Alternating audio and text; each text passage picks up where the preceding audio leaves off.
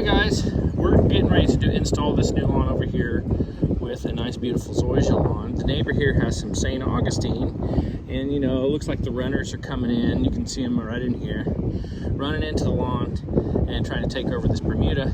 With those long runners, we're gonna spray all this with Roundup and stuff to kill out this turf variety here.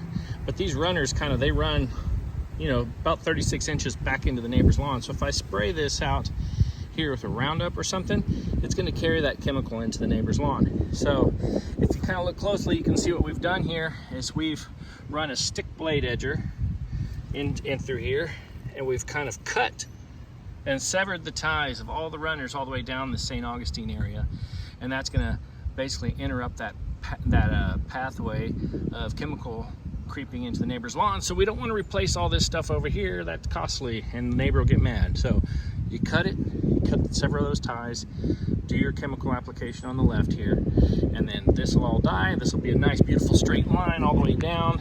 And you're like, how did you get such a straight line? Well, we stake right here some string trimmer line, and we go all the way to the end of the property down there, pull it tight, drop it on the ground, and then we can draw our turf paint. And that's how you get a nice straight line, stay on your property, everybody's happy.